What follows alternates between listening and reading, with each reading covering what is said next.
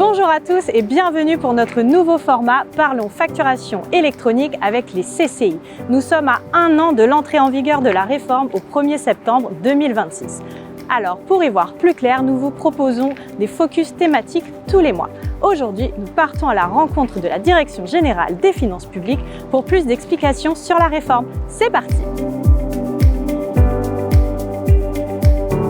La facturation électronique, ça va être l'obligation pour toutes les entreprises, quelle que soit leur taille, d'émettre leurs factures de façon dématérialisée et également de recevoir des factures dématérialisées. La facturation électronique s'inscrit dans un contexte international et européen avec une directive en cours d'élaboration et donc qui participe de la modernisation des échanges et du commerce et des transactions au niveau international.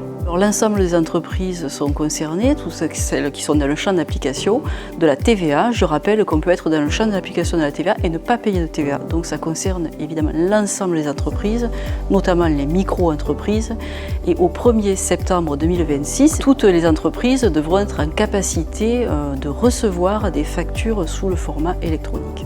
Alors le premier avantage, c'est de réduire les coûts et les délais pour les entreprises, puisque la facture sera saisie une seule fois et pourra alimenter une plateforme qui elle-même transmettra ces données à l'État. De la même façon, cette facture qui sera saisie une seule fois pourra, selon le logiciel de comptabilité, alimenter également directement la comptabilité.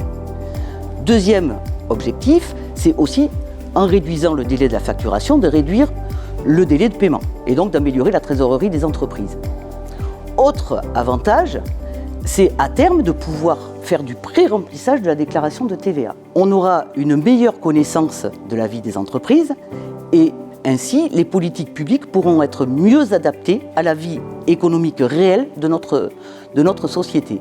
On pourra mieux lutter contre la fraude fiscale puisqu'on aura une meilleure connaissance des chiffres d'affaires des entreprises.